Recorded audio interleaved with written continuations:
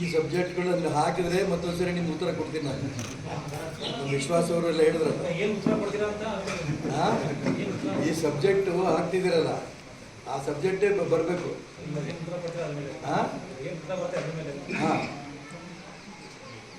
ನಮ್ಮ ದೇಶದ ಗೃಹ ಮಂತ್ರಿಗಳು, ಈ ದೇಶದ ಉಕ್ಕಿನ ಮನುಷ್ಯ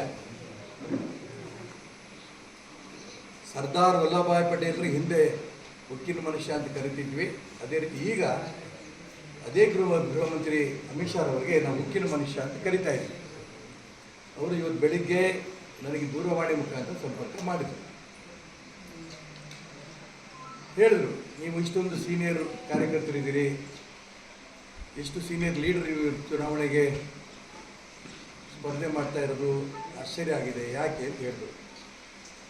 ಸ್ಪಷ್ಟವಾಗಿ ಅವ್ರು ಹೇಳಿದ್ದೀನಿ, ಕರ್ನಾಟಕ ರಾಜ್ಯದಲ್ಲಿ ಯಾವ ನರೇಂದ್ರ ಮೋದಿಯವರು ಇಡೀ ದೇಶದಲ್ಲಿ ಒಂದು ಕುಟುಂಬದ ಕೈಯಲ್ಲಿ ಪಕ್ಷ ಇದೆ, ಅದನ್ನು ಕುಟುಂಬ ಕೈಯಲ್ಲಿದ್ದ ಪಕ್ಷವನ್ನು ಮುಕ್ತಿ ಮಾಡಬೇಕು ಅಂತ ಅವರು ನರೇಂದ್ರ ಮೋದಿ ಅಪೇಕ್ಷೆ ವ್ಯಕ್ತಪಡಿಸಿದಾರೋ, ಅದೇ ರೀತಿ ಕರ್ನಾಟಕ ರಾಜ್ಯದಲ್ಲೂ ಕೂಡ ಭಾರತೀಯ ಜನತಾ ಪಾರ್ಟಿನಲ್ಲಿ ಕಾಂಗ್ರೆಸ್ ಸಂಸ್ಕೃತಿ ಬೆಳೀತಾ ಇದೆ. ಅಪ್ಪ ಮಕ್ಕಳ ಕೈಯಲ್ಲಿ ಪಕ್ಷ ಹೋಗಿರೋದು ತುಂಬ ಅನ್ಯಾಯ. ಇಡೀ ಕರ್ನಾಟಕ ರಾಜ್ಯದ ಪಕ್ಷ ಕಟ್ಟಿರೋಂಥ ಕಾರ್ಯಕರ್ತರು, ಕೆಲಸ ಮಾಡ್ತಿರೋಂಥ ಕಾರ್ಯಕರ್ತರು ನೋವಾಗಿದೆ. ಅದ್ರ ವಿರುದ್ಧ ಕುಟುಂಬದ ಅಪ್ಪ ಮಕ್ಕಳ ಕೈಯಲ್ಲಿರೋಂಥ ಒಂದು ಪಕ್ಷದ ವ್ಯವಸ್ಥೆಯನ್ನು ಮುಕ್ತಿಗೊಳಿಸಬೇಕು, ಅದಕ್ಕೋಸ್ಕರ ಚುನಾವಣೆ ಸ್ಪರ್ಧೆ ಮಾಡ್ತಾ ಇದ್ದೀನಿ ಅನ್ನೋದು ಒಂದು ಹೇಳಿದ್ದೀನಿ. ಎರಡನೇದು, ಇಡೀ ರಾಜ್ಯದ ಕಾರ್ಯಕರ್ತರು ನೊಂದಿದ್ದಾರೆ, ಪಕ್ಷವನ್ನು ಕಟ್ಟಿರೋರು ಕಟ್ಟದೇ ಇರೋರು.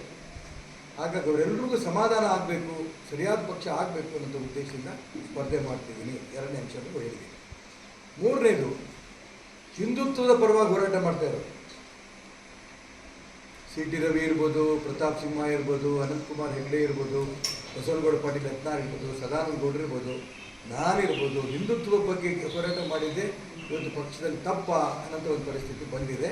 ಅದಕ್ಕೆ ಹಿಂದುತ್ವಕ್ಕೆ ಸರಿಯಾದ ಬೆಲೆ ಸಿಗಬೇಕು, ಸಂಘಟನೆಯಲ್ಲೂ ಕೂಡ ಹಿಂದುತ್ವಕ್ಕೆ ಬೆಲೆ ಸಿಗಬೇಕು ಅನ್ನೋ ಉದ್ದೇಶದಿಂದ ನಾನು ಚುನಾವಣೆ ಸ್ಪರ್ಧೆ ಮಾಡಿದ್ದೀನಿ.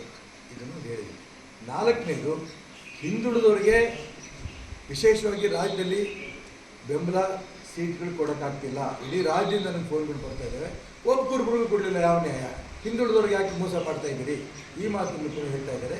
ಎಲ್ಲ ಹಿಂದುಳಿದವ್ರ ಬಗ್ಗೆ, ದಲಿತರ ಬಗ್ಗೆ ಮತ್ತು ಪಕ್ಷದಲ್ಲಿ ಇರೋಂಥ ಅವ್ಯವಸ್ಥೆ ಸರಿ ಮಾಡಬೇಕು ಅನ್ನೋ ಉದ್ದೇಶದಿಂದ ನಾನು ಚುನಾವಣೆ ಸ್ಪರ್ಧೆ ಮಾಡಿದ್ದೀನಿ ಅಂತ ಹೇಳಿದೆ. ಅದಕ್ಕೆ ಅವ್ರು ಹೇಳಿದ್ರು,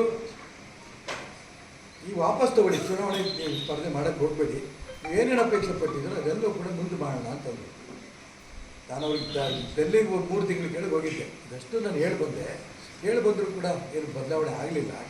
ಒಂದೇ ಕುಟುಂಬದಲ್ಲಿ BJP ಕೇಂದ್ರ ಚುನಾವಣಾ ಸಮಿತಿಯಲ್ಲಿ ಯಡಿಯೂರಪ್ಪ, ಅದೇ ಕುಟುಂಬದ ಒಬ್ಬ MP ರಾಘವೇಂದ್ರ ಅವರು MP ಆಗಿದ್ದಾರೆ, ಅದೇ ಕುಟುಂಬದ ಇನ್ನೊಬ್ಬರು MLA ಆಗಿದ್ದಾರೆ ವಿಜೇಂದ್ರ.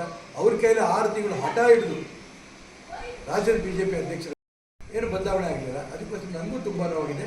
ಇಡೀ ಕರ್ನಾಟಕ ರಾಜ್ಯದ ಕಾರ್ಯಕರ್ತರು ಭಾರತೀಯ ಜನತಾ ಪಾರ್ಟಿ ಶುದ್ಧೀಕರಣ ಆಗಬೇಕು ಅಂತ ಅವರು ಅಪೇಕ್ಷೆ ಪಟ್ಟಿರೋದಕ್ಕೋಸ್ಕರ ನಾನು ಸ್ಪರ್ಧೆ ಮಾಡ್ತಿದ್ದೀನಿ ಅಂತ ಹೇಳಿದ್ಮೇಲೆ ಕೊನೆಗೆ ಅವರು ನಾಳೆ ದಿನ ದೆಹಲಿಗೆ ಬರಬೇಕು, ನಿಮ್ಮ ಹತ್ರ ನಾನು ಮಾತಾಡ್ತೀನಿ ಅಂತ ಹೇಳಿದ್ರು.